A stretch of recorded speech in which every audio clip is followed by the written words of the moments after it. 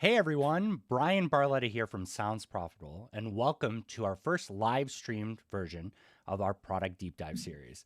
I'm really excited because we get to do this deep dive, one that we've done before that you can check out on our website, brand new and live with our guest, Dave Hanley of AdvertiseCast, part of Libsyn. Dave, welcome to the deep dive.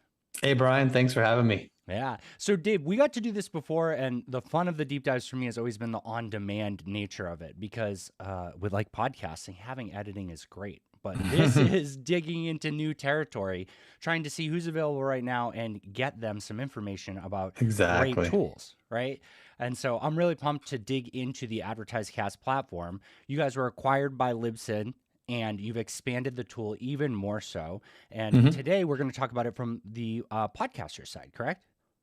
Yeah, absolutely. We'll kind of go through what the platform looks like, feature wise from the podcaster or publisher side of things, and then we'll touch on a little bit in terms of what the platform offers, from the advertiser's end in terms of self service, and then we'll talk about a couple other things just as we go through here as well that are maybe on the roadmap for the future. Yeah. Monetization is such a major part of podcasting, right? Because it enables people to take something that's their creative execution and make it into a career, make it into a business. So I'm always hmm excited about more tools. And there's so many of the tools that are out there today that are great, that are locked to a specific platform. And I guess the first thing I want to ask you is like the AdvertiseCast platform, is it locked specifically to Libsyn? It's not actually, Brian. One of the unique aspects of what we offer, and this kind of goes along with our kind of philosophy and why we exist, which is one of the things that really attracted us to Libsyn when we were looking at kind of merging the businesses, is that we always want to do what's best for the podcaster. So to that end, we're actually platform agnostic in terms of if a show is hosted on a platform that's not Libsyn, we're happy to work with them in terms of monetization, from the host red side of things, which has really been our, bread and butter since day one. And obviously there, we like the platform to be, IAB certified, just so that we're kind of selling apples to apples across different platforms. But that's really the only restriction. We're very open in that regard. That's awesome. I think that there are so many reasons to work with a partner that is exclusive, and we can explore that. I mean, I know that AdvertiseCast does offer some relationships depending on the size of the partner. You can have like an exclusive representation deal with them. But I think that today, as a publisher, the things you need to think about is how many different places can you be in, and how can you explore what monetization option works best for you? Because the truth of it is that not everything is a perfect fit for everyone. Not everybody can manage and sell all of their own inventory. Not everybody wants to. Selling hmm podcast inventory might not be your bread and butter. You might be able to make amazing shows or grow amazing shows, but selling, getting in touch with the agencies and advertisers can be a lot. So, do you want to kick into the platform and see what a publisher's experience is like in AdvertiseCast? Yeah, let's do it, Brian. Awesome. So very cool. So we are on the main page once you've logged in as a publisher, hmm right? Exactly. So this is our test system, and I've set up a little bit of kind of fun data to go through today, just to show you what the experience is like from the publisher side. And to get started, one of the things that we really aim to do with this system is, yes, it's a platform for ad buys to actually happen. So if an advertiser is looking to place ads on 1, 2, 5, 20 shows, that all flows into the system. But then what goes on after that happens is a whole other set of functionality, really classified more as like order management, because as we all know, when you get into the nuts and bolts of host read podcast advertising, that's where things can get a little bit messy.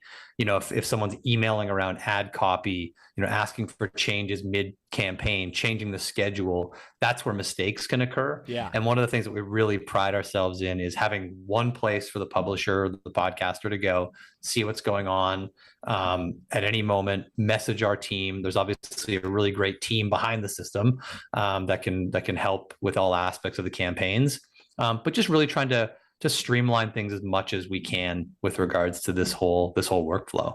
Now, does that mean that there's a full order management aspect here? Like if I'm a buyer and I log in here, I'm able to execute a campaign entirely in your UI. It doesn't kick out to email. It doesn't require Google Sheets or Correct. anything. Okay, Yep, correct. that's And really cool. yeah, the what we actually released initially with this platform, and this was back in 2017, was a full fully functioning self-serve marketplace where basically the advertiser or agency could go in, select the shows, place the buys, liaise directly with the shows. But what we found, especially back then, is that the industry was still pretty early on, and a lot of the buyers that came to us, maybe they found us online or got referred to us by somebody in the space. They really needed a bit more education in terms of best practices. What kind of ad copy should they put together, frequency, all those types of things that were kind of question marks. Yeah. And what we did then is essentially, and we kind of changed the workflow a little bit so that somebody that's coming in as an advertiser, by default, we kind of direct them to our sales and support team to really help facilitate things, because a lot of times these were first time buyers. And then once somebody gets comfortable with the platform and the workflows, then they can kind of go out on their own. And we have some agency partners today and some brand partners today, for example, that they're doing everything in the platform. And like I said, we always have our team back in the background to support, keep an eye on campaigns, jump in if we need to, but the capability to do full self-serve and work directly with the creators is there.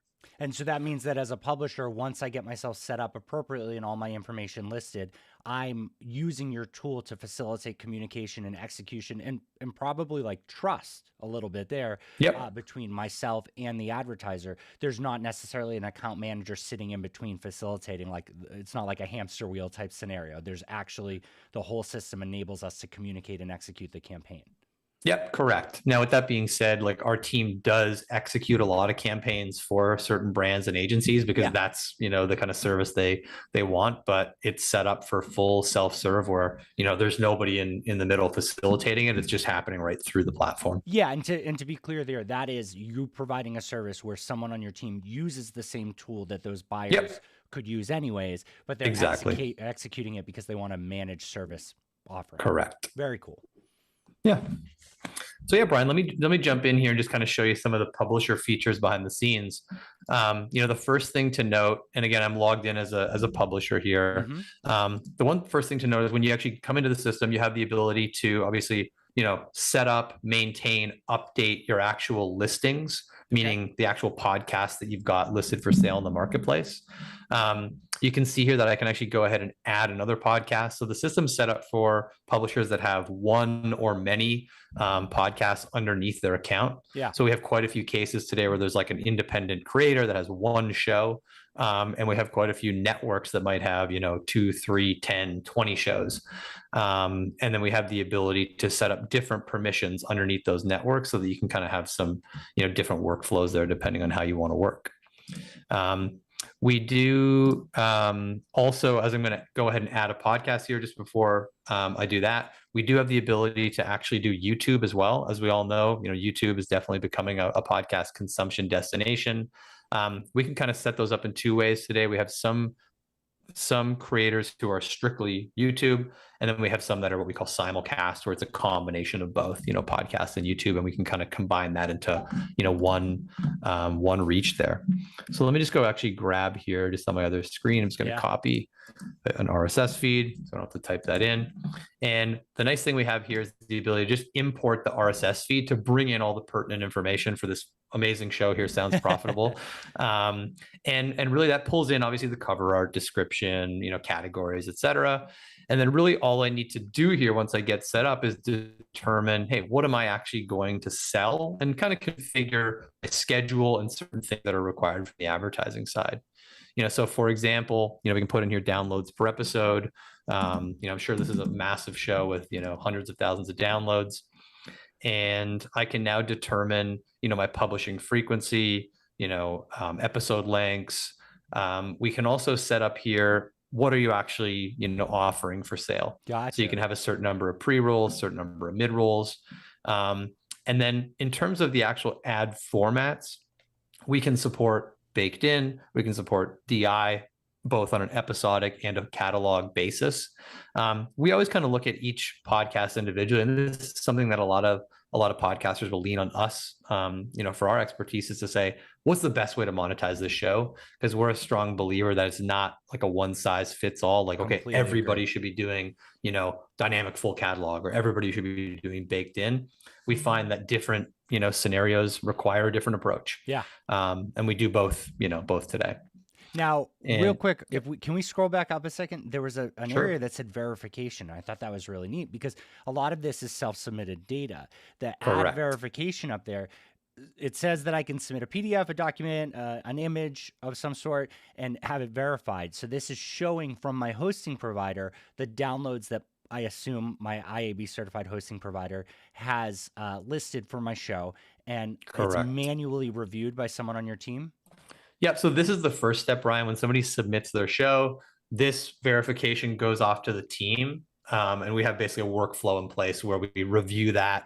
And oftentimes, honestly, it's not somebody saying, hey, I have 100,000 downloads and maybe they have, 1,000. Yeah. A lot of times it might be just misinterpretation of the data. So for example, if somebody wants to sell on a full catalog dynamic basis versus an episodic basis baked in, we may look at those reports and say, hey, I know you have 100,000 here, but based on the fact that you want to do episodic, it's probably safer to go with like an 80,000 reach. And we always want to look at being conservative there, because obviously we always want to, either achieve that number or exceed that Yeah. reach in terms of what the advertiser is paying for. That's smart. Yeah. So as I scroll down further here, I mentioned the different ad types. Let's say in this case, we're going to pick a baked in ad type. We have the ability to have different types of ad units, things like your typical, 60-second mid-roll. We even have some custom units here like feed drops, which we've seen a lot more demand for recently, and then some custom formats if you want to offer something a little bit different. And I want And to the one echo thing, what you said, though, that, what types should you offer? I think in a marketplace scenario like this, especially as you're trying to figure out your inventory, unless there's something that you aggressively disagree with, the best opportunity you can have for yourself is to select everything and be open to it. Because this is a proposal system. I don't turn this on and magically ads are in my episode. This is the opportunity for someone to engage there.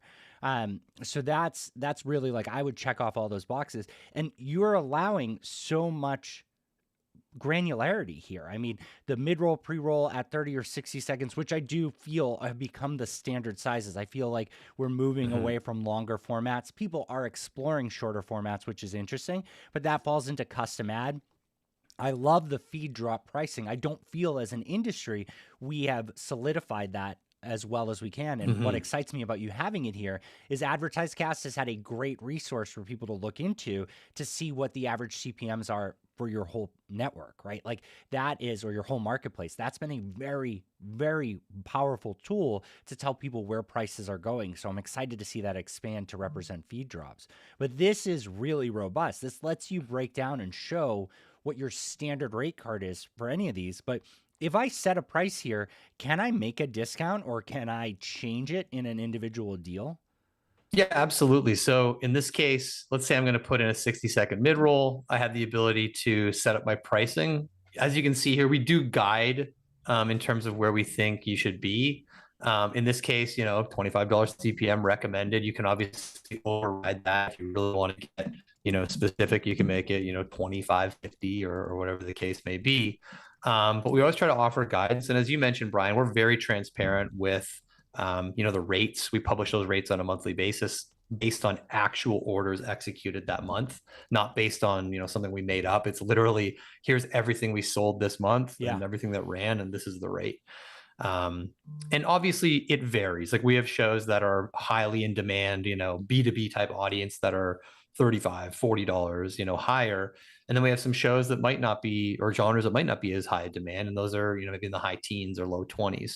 But it does tend to kind of hover in and around that $24, $25 range. Now, with sure. that price recommendation that's listed there, based on the categories I selected, will it adapt to that? Is that something that will show me what for my category is the average, or is that the AdvertiseCast average that it showed me? So right now that's the AdvertiseCast average. That's actually a really good point. Potentially something we should look at is looking at the genre, potentially the audience, and saying, hey, based on what you've entered here, it may not be 25, it might be 22.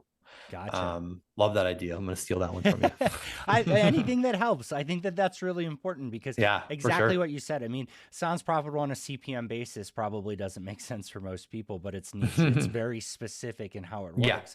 But then there are some categories that are really just flooded. And I don't think that these are bad. I think that seeing that average for that category can let you know where to start to get someone's attention, and then you can raise it. Because I do like Oh, that you yeah. have the option. You can go edit this. How often am I enabled to edit this as a publisher? As often as you want.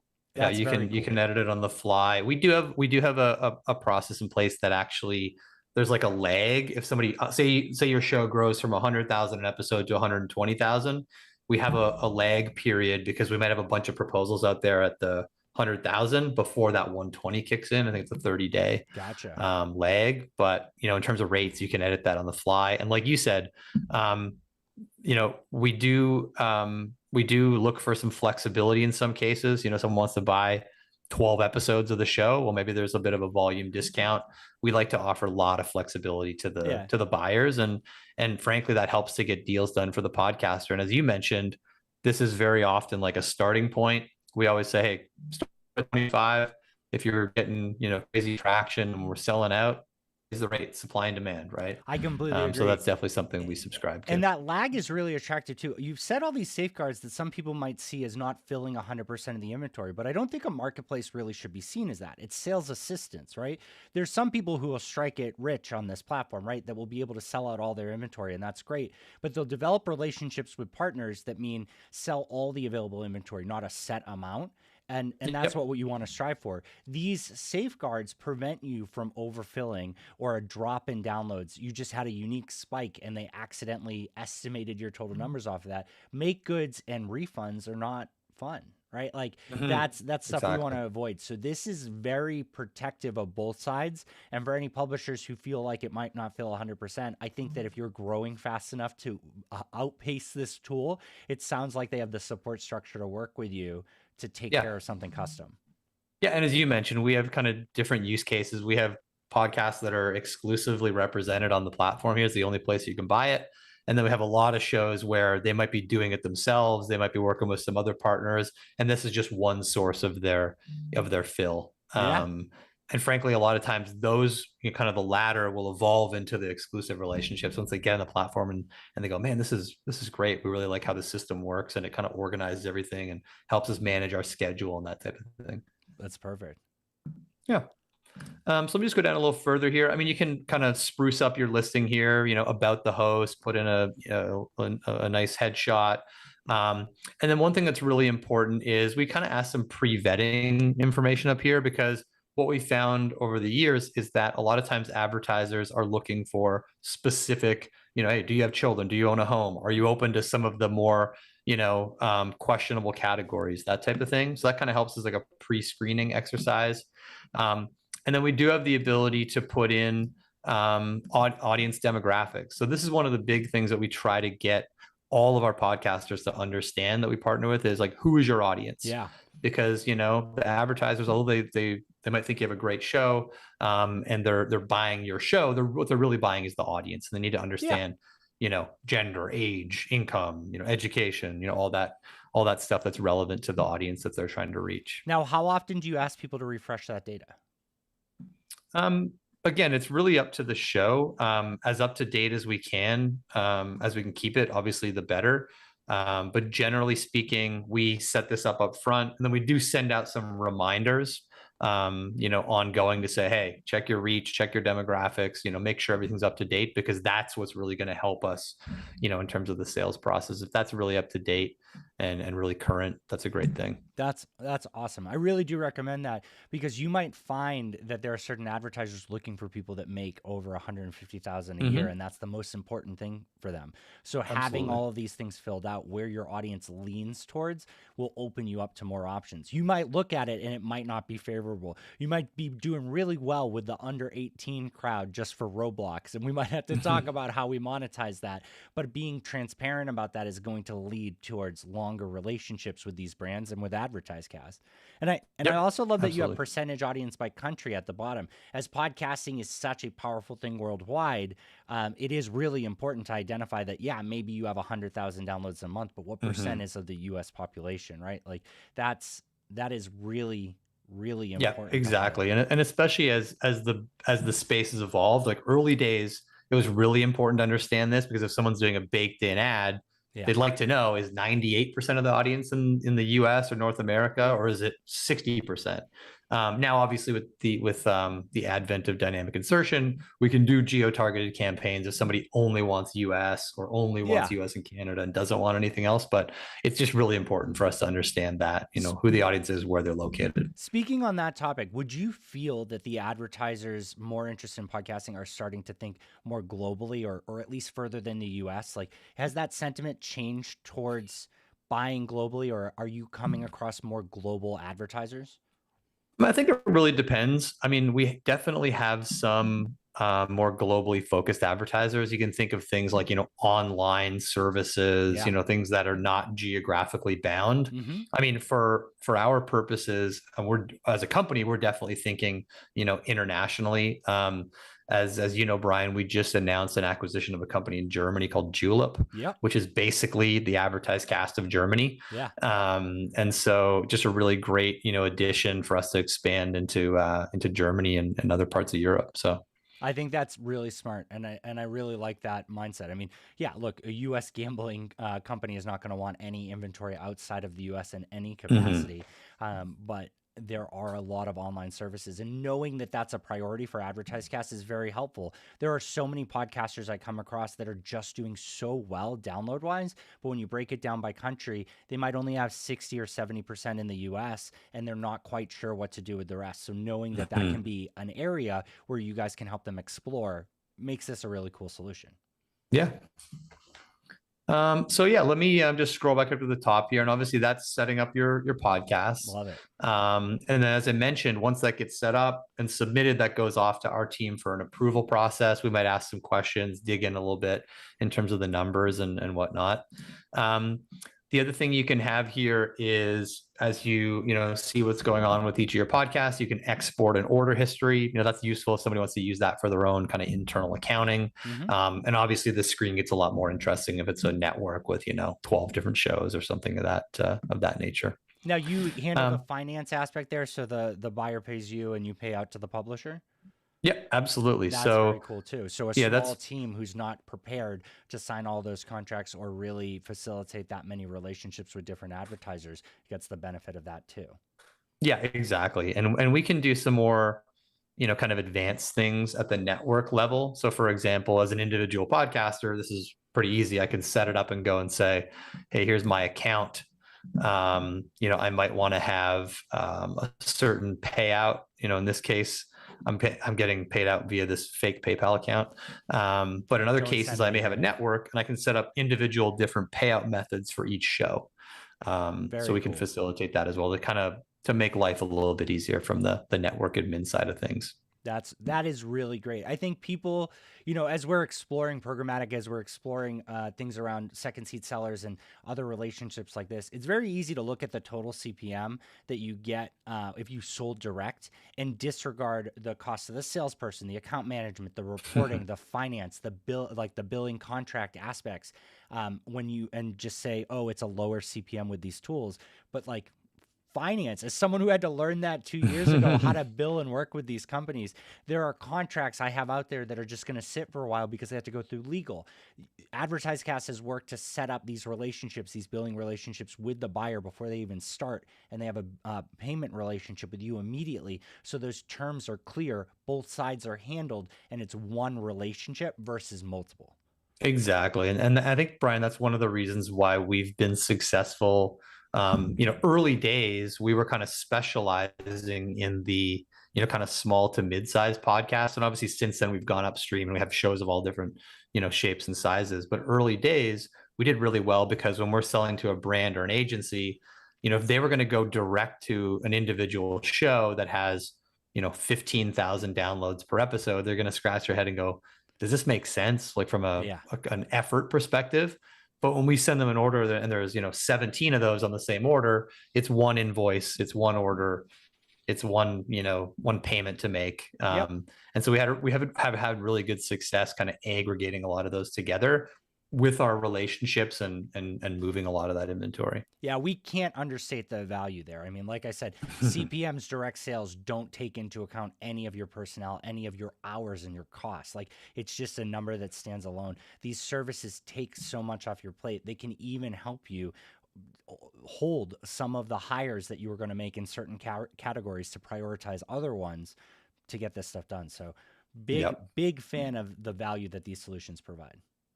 For sure. So as I mentioned before, one of the big things here is really putting everything in one place for the publisher.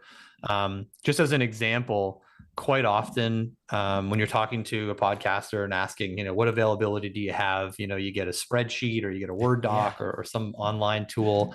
We actually have within the system the ability for that show to set up and manage that schedule. So you can see here as an example, this one has been set up as, they publish on Mondays, and essentially the schedule is all in place here. And you can kind of look at, hey, what advertisers do we actually have, in place on this show right now?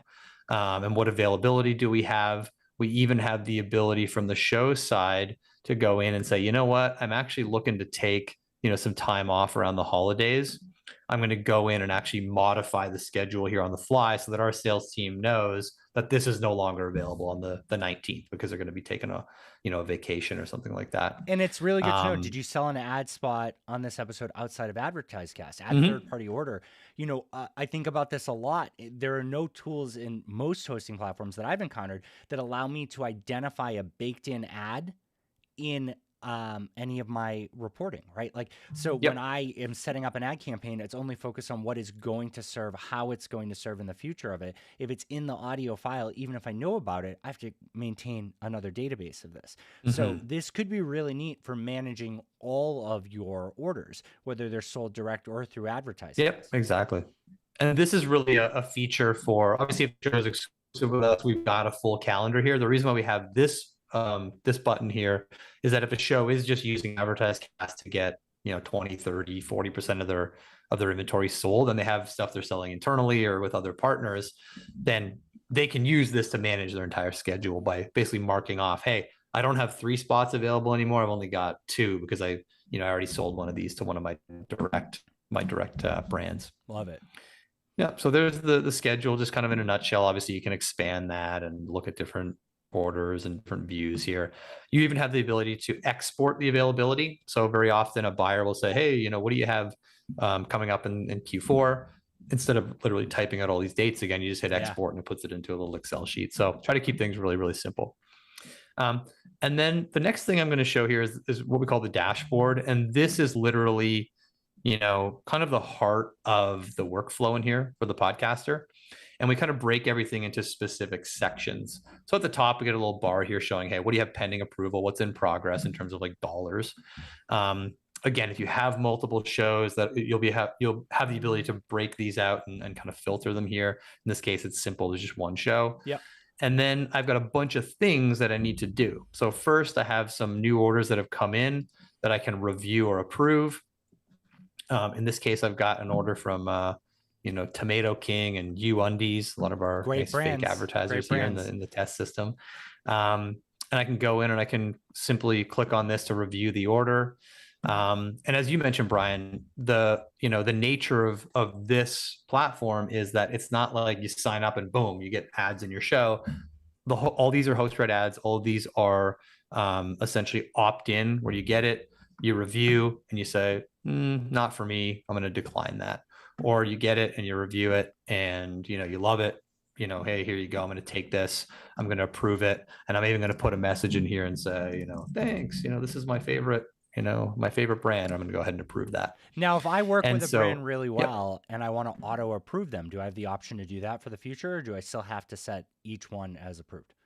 We still have to approve those because the case could happen where you love the brand, but maybe you're just out of inventory at that point, right? So you need to approve it not only for the purposes of like of wanting to work with them, but also just like placements and whatnot. Now, keep in mind, if you get one and they say, hey, I want to place this ad on December 12th, you can go back in and send a message saying, hey, can we change this here to December 17th or something like that, if you're going to tweak the schedule. And this is really the messaging back and forth here, and communicating either with our team if we're the ones managing the order, or directly with the advertiser if they're the one that's managing this order. And the company will make that clear. Like in this example, obviously a test, but it says company AdvertiseCast when you scroll down a little bit there. Will that help me understand if I'm dealing with Tomato King directly or exactly? Okay, that's really cool to know.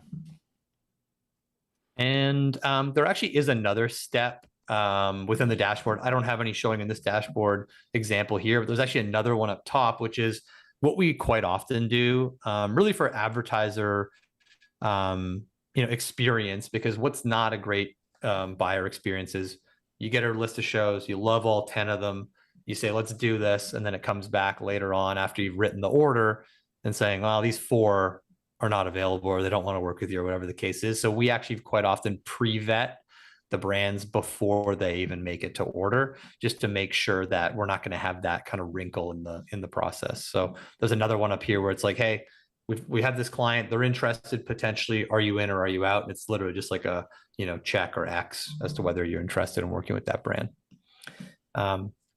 Below that, we're going to show you any upcoming ads you have. So in this case, in the schedule, we've got, in this case, one on October 17th. If you had a full schedule built out, you're going to see, where those all fall into the schedule itself. And then down below here, we actually have the next process is, once you've actually run the ad, we want you to mark it published. Now, in this test system, we actually don't have this capability hooked up. This is something that we did right from day one, where you'd publish the episode, you'd kind of drag the little tool and say, yeah, it's right here, 4 minutes and 12 seconds. And that's where you'd actually set the air check. Today, we actually have an integration where the system will transcribe the episode, find the air check, pop it in here. And this process is not something that needs to be done manual anymore, of course, unless there's an issue and the AI can't find it, or can't locate the ad. And maybe it's a problem. Maybe they forgot to do the ad, or maybe it's just that the AI tool couldn't find it. So that's a really slick workflow now that takes that out of the equation. And that's been a really great addition to the platform to kind of keep things moving. Can the advertiser get access to the creative before it's put live? Like, can they ask for it to be recorded and then approve on it? Or is this flow basically one way? They send over the information and their bullet points or their specific script. If it's accepted, the assumption is that they hit all of that, and then that AI tool transcribing it and identifying it confirms that it was in line with the expectations or not.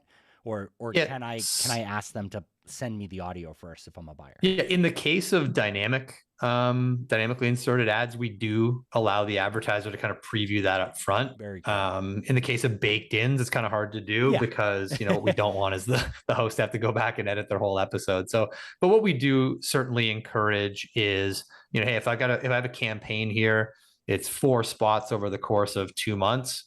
Like, definitely provide some feedback and say, hey, we loved what you did here. Maybe next time you could add, A, B, and C, or tweak this a little bit, and kind of that constant feedback and communication to continue to improve, throughout the campaign. Yeah. And I got to say, dashboards are the hardest thing to crack. I mean, in my experience as a product manager, I think that 9 out of 10 dashboards that I worked on were not as effective as we had hoped they are. But this is incredibly streamlined because it says, where do you stand to make money? What's on track to make money? And where are you actively making money, right? Like, those are the 3 categories, right? Before it's like pending, in progress, and live, right? Like, or those 3 staging areas are really powerful, and it's all laid out incredibly well. The fact that you can filter it by your individual shows or the subsets of the network is really smart too. But if somebody logs in here, they know exactly what they need to do to make sure that they're earning all of the money possibly being offered to them. Yeah, exactly. And you'll see kind of the last stage in this workflow here is you've run the ad. It's been 30 days. That's generally the period over which we're selling, on based on the number of impressions or downloads. and we need to go ahead and report the reach on this. And you'll see here, it even says, this is the last step before you get paid, right? And now the one thing we are doing right now, which is something that's in progress, is the ability on certain platforms to essentially, automatically pull those download figures. That's great. And kind of nix that reporting step as well. Because that's something like, as a podcast, we have to go into your hosting, take a look. Okay, I said 30,000. Okay, good news, 32,108. Type in that number. And again, we have some, verification behind the scenes if we need to kind of dig into that in some cases, but this will be a great thing to automate so that kind of goes away. Yeah. I think that automation adds a lot of confidence. Sure. And so we talked about the dashboard, the podcast area, and the schedule. Lastly, one of the areas that, of course, everybody is excited about is the payouts. So as you can imagine, this is a key area for anybody that's working in our platform to see, when am I going to get paid, right? So in this case, you can not only see some of the stats in terms of like what I've made over time, what's pending to get paid. We also have the ability here to, again, export payments. As you can imagine, we have shows that have been working with us for 3, 4, 5 years. This can be a very long list of payments. So being able to bring that into Excel and use it for your bookkeeping is a great feature. We do have the ability here, if somebody's looking at this and going, in this case, like for example, this is our test system. So, hey, this was supposed to get paid in June. It's like, hey, how come it doesn't get paid? They can go in here and, click on this and actually inquire. That goes right to our billing team, and they can get back to them and say, hey, here's the status of that payment. So it's just kind of that last, little feature in terms of interacting with our team. And, we always say the technology is great, but it's also, we've got a really great team behind the scenes to help out in case something, needs a little bit more digging. That's awesome. Yeah, I think that's the truth of ad tech. It's a tool to help make things easier. And while you can do a lot of it your own, sometimes you do need that support. So having that clear line, right? This is laid out very clearly. If I have questions about how I'm getting paid or why I'm not being paid, that was very straightforward there. Yeah. So let me, as I mentioned before, Brian, let me just I have the ability in this system to kind of jump in and out of different accounts. I'm just going to jump into an advertiser account and just kind of show you on the flip side, in a few seconds here.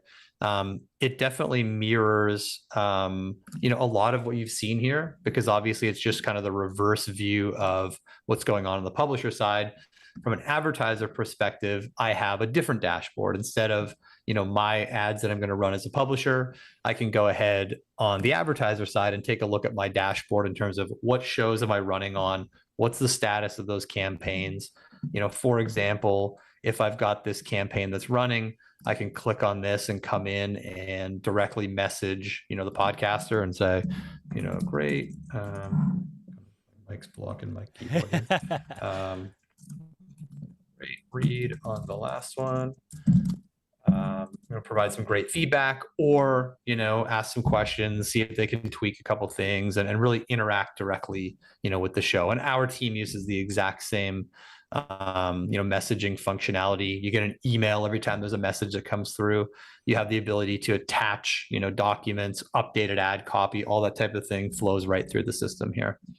The other thing you can do as the advertiser, obviously, is you can either go ahead and listen to your air checks right in here in the order itself, or you actually have a specific air checks area where you can kind of see everything on a consolidated basis and just go and click and listen through all these great ads that were done for your brand. And they stay up there as they're in the live category, basically until it's paid, I assume. I mean, they'll stay up here for, forever. I don't think we ever removed those, just for tracking purposes, auditing purposes. If anybody, is ever in here and they say, hey, we had a great read from, Dr. Phil, let me pass that along just so as an example to, somebody else who might be doing a campaign with us. So those are always accessible there. That's awesome. Same thing in here, just kind of the flip side. You can go in and see, campaigns, bookings, invoices, all that good stuff pertaining to the advertiser. But I think what's really key in here is that we have the ability as an advertiser to basically go in and they can, browse the inventory. They can see here that, on the Newsworthy podcast, They have, certain reach, certain rates. They can kind of read more about it, check out the demographics. If they want to play some sample audio from the show or sample ad reads, they can go ahead and do that as well. And we kind of have two different setups for advertiser accounts. We have kind of a limited functionality where they can go in here and say, hey, I'm going to contact my sales rep, just put in my information and say, hey, I'm interested in newsworthy. And that goes off to their sales rep. And we can open up this functionality as well, where they can literally have full buying capabilities, all rates, all shows, go ahead and just do their thing. And again, we generally like to kind of take somebody along the path until they say, yep, I'm ready to go ahead and do this on my own. And, we kind of onboard them appropriately so that they're successful in using the system. I think that's critical too, because that's protective of the publisher. You need to vet the advertiser, the buyer first, to make sure that they are legitimate as well. You're validating both sides. So requiring them to talk to somebody to participate in the first buy and maybe even the second one, and then move them towards kind of a self-service model while that you've identified that they're the right fit, protects somebody from going in there saying, I want to buy one spot from every single show and then not following up. I mean, even if I just got that request and they just rejected it, like that still isn't the behavior you want on the platform. So it's easy to say that this tool, the open aspect of it is, submit for a demo style. But the truth is you're very comfortable with giving kind of the steering wheel over the second that they've proven that that's what they want. Yeah, exactly. Yeah. And then I think the last piece here is, obviously in this test system, I only have, 15 different shows. In our live system, we have thousands. So that can be an area where somebody who's coming in can get a little bit overwhelmed. So we try to provide some really great features where, somebody might come in here and say, I want to search for business and see what shows we have for business, right? So just do a quick search. Or they can go in and say, you know what, we buy a lot of inventory from the platform. Let's see what's new in the last 30 days. Actually, I don't think anything's new in the last 30 days. How about the last 90 days? And it'll kind of filter down. This is a test environment. Exactly. Yeah. But that I think that's great. And that's using all that data, because I've set how frequently I'm updating the episodes. I've given you the RSS feed. I've given you all my information. So that's showing you when my account was created, showing you when there's new episode drops, more information in there. I like those filter options. I think that's really smart. Yeah. And we're constantly tweaking these, because oftentimes we're getting feedback from people like just yesterday, literally. As I mentioned, the feed drops is something that's definitely becoming more and more in demand. I think one of the reasons is that we have a lot of podcasters and publishers that are more like on the independent side. So they're very open to saying, hey, I'll promote a show from maybe a large network that I think my audience might be interested in. So we're getting a lot of those requests coming in. So we have now the ad unit specifically for feed drops, and adding that as a filter was actually requesting, hey, let me see all the shows that actually have a feed drop available to purchase. And when being able to filter that out and place a buy with those shows. When you add a new feature like that, do you contact all your publishers and let them know about it so that they can add it to their options? Yeah, we keep people up to date in terms of just like, we send out a blast email to everybody saying, hey, here's some new features you might be interested in. Oftentimes also our team, when they're just kind of talking to a publisher, we actually have a team of probably, I think it's like 7 or 8 people now that are just focused on dealing with the publishers, making their experience as good as it can be. And oftentimes they'll say, hey, you've done a few feed drops. How about adding an ad unit in there and put your pricing up, and just kind of help them navigate everything. Very cool. This is great. Yeah. Anything else you want to dig into in the UI? Yeah, I mean, not really, Brian. I think obviously we didn't get into all the, all the dark corners of the system. As I mentioned, there's a lot of stuff that goes on behind the scenes for our team and like kind of like power users.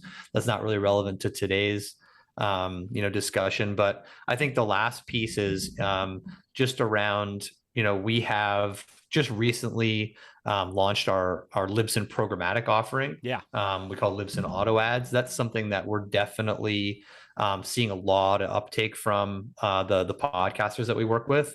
A lot of it is in terms of, hey, maybe I'm not to the point where I'm ready to take on host read ads, as that becomes the method for monetization. But even more so the case is somebody says, hey, got my host read ads, let's be honest, there's very few shows that ever sell out 100% of their host read ads. Yeah. That's an anomaly. So using that as a backfill is another great use case for that. And that's something that we just launched a few months ago, and we're really seeing some good traction on that front too. Yeah. That's great. I think programmatic adds such an extra layer for people there. I think that in all scales of it, right? Programmatic is a way to fill all of your inventory and work with multiple partners and give them a taste of it, because it's an entryway for a lot of buyers. I want to try audio. I want to try podcasting. I want to dabble in 1,000 shows, and then I find 100 that work, and then I find 10 I want to do host reads with. It's such a powerful thing right there. I think that's awesome that that's something that you're offering. And the fact that between Libsyn and AdvertiseCast, there are some synergies there, it's really exciting to watch. Absolutely. Awesome. So we have some questions. This has been really cool because we're able to live stream on Twitter, LinkedIn, YouTube. I do want to mention something really cool. So Elsie from the Libsyn team is going to be doing a Twitter Spaces recap of this deep dive on October 14th at 11 a.m. Eastern time, and we'll make sure to share a link out to that. But we do have some questions that I do want to dig into a little bit here. We said feed drop, and I think we kind of jumped over that a little bit. I think that that's bad on me as well for not explaining it. So Dave, do you want to take explaining a feed drop? Yeah, sure. So really what this stemmed from is a lot of ads now that happen on podcasts are to promote other podcasts, right? And many of us have heard for years, maybe a pre-roll or a mid-roll or even a post-roll ad where someone says, hey, everybody, thanks for joining us today on our great episode. You'd love this podcast called Sounds Profitable. Check it out. Here's what it's all about, et cetera, et cetera. And what some very savvy marketers have kind of come up with over the last maybe couple of years is this concept that instead of doing just that host read ad for a podcast, a new format is basically in my RSS feed.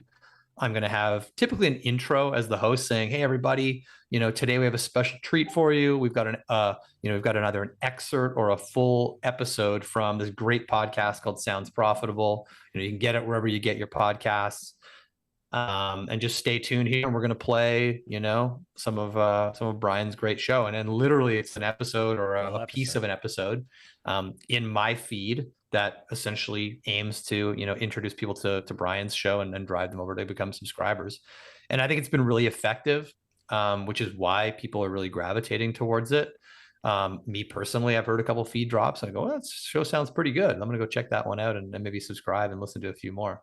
Now the like you said, the pricing is still a little bit kind of up in the air. Like what should people be charging for feed drops? And frankly, it's kind of up to the podcaster. And it's not for everybody. I've seen shows where if you have a daily show, for example, every day, 7 days a week, like, do you really want to drop another episode of somebody else's podcast in that feed on the same day as one of your episodes? It's probably more suitable for a less frequent show. And the CPMs we've seen on them are anywhere from, 40 to triple digit rates. And it really is up to the individual show.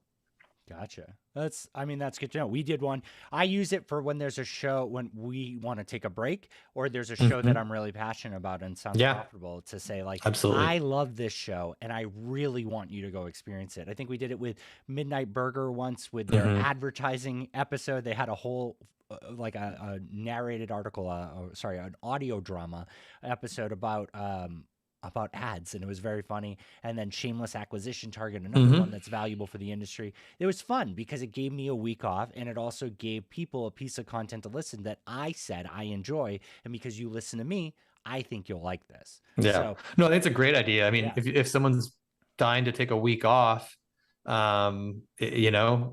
it's better to put maybe another episode in your feed and give people something to listen to. And make a little extra money in the process.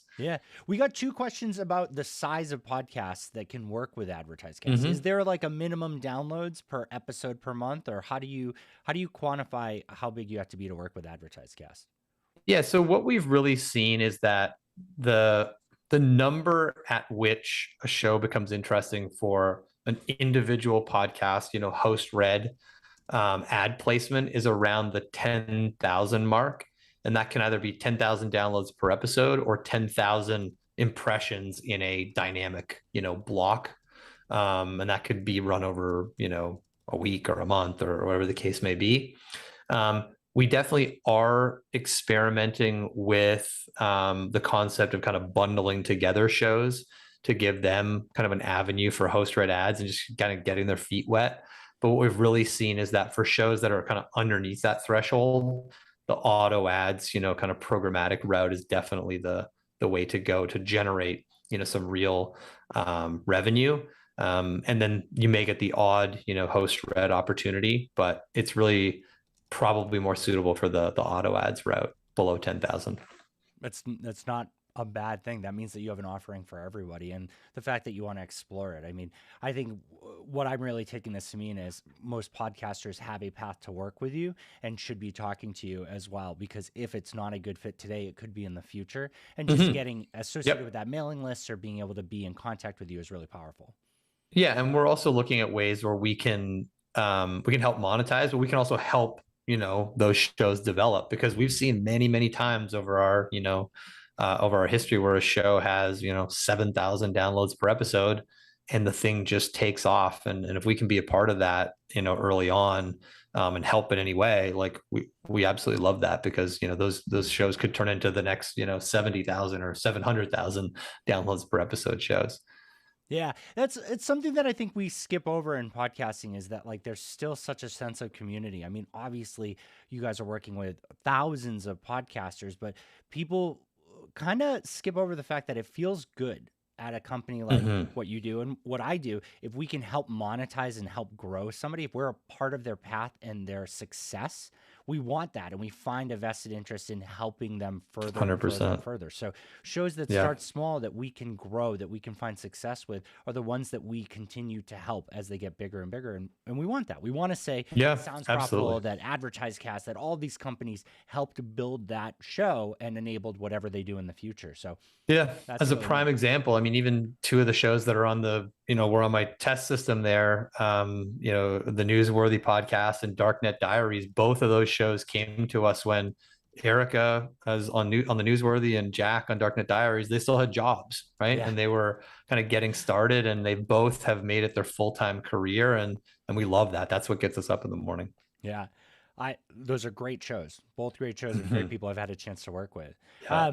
The last question is, in the tool, I think we might have skipped over it a little bit quickly, but if I'm a buyer, I have the option to put in there the bullet points I want to hit or a script. Is that the added file, or is there a specific area that we didn't see from the buyer side when buying inventory and deciding what the content is going to be that they're going to run? Yep. So when you're actually placing the buy, there's kind of two ways you can do it. You can put in your bullet points or script, whatever whatever format you want, actually in the order itself. But there's also an area to upload a file, which is frankly probably what most people do, because generally speaking, it might be a couple pages of kind of notes and talking points, and here's what we want you to do and what not to do.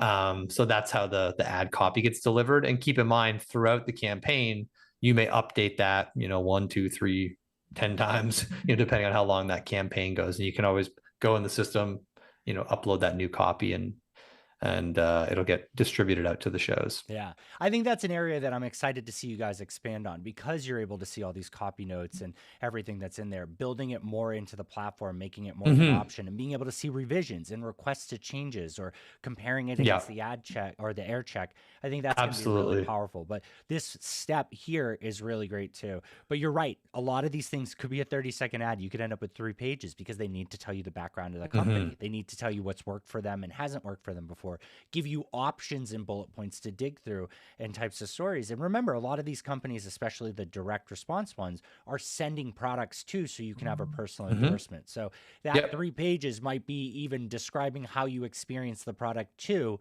to make sure that you're aligned as you talk about the ad. Yeah, we've already dipped our toe in the water a little bit in terms of, abstracting some of that information that might normally be in that document. So for example, on every show on a campaign now, we have the ability to capture in there the specific promo code if it's a DR campaign that's being used for each show. And then our transcription and air check partner, which is PodScribe, they can actually check that against the promo code that was used in the ad to say, oh, they actually used the wrong promo code. They used the one from the last campaign. They used, Dave Pod 20 instead of Dave Pod 30, right? Yeah. So we actually have the ability to automatically check that because that's something we want to know, not only from the perspective of, hey, we need to do a make good because they use the wrong promo code, but B, that's going to be reflective in terms of any, performance data because they're not going to see that hitting that right promo code. So that's something that we've recently added and again, continue to expand on ways to help that creative process. That's incredibly cool. Well, Dave, this has been fantastic, and I really want to highlight to everybody here a few quick things. One that this is an agnostic tool that AdvertiseCast can work with you wherever you are. There are benefits to working with Libsyn as well, and so you should explore both of those as a publisher. Two, if you're a tech partner in any way, it's very clear that AdvertiseCast is looking to employ the best and brightest. That relationship you just said with PodScribe, the other things that me and you have had a chance to work on there. This is a growing ecosystem, and you are focused on providing your customers with the best options possible. So reach out definitely to Dave and the team at AdvertiseCast. And finally, for buyers, this is a great solution for you to try podcast advertising in any scope. You want a specific show that they rep exclusively. You want managed service. You want to dig into it yourself, or you want to try a wider reach with programmatic. AdvertiseCast has all of those options. So please go to advertisecast.com, reach out to the team, get a direct demo or have them run a test campaign with you. And then let me know how it is. So you can find out more about Sounds Profitable at soundsprofitable.com, and you can find out more about AdvertiseCast at advertisecast.com. And thank you again so much for joining us on our first ever live stream with our deep dives.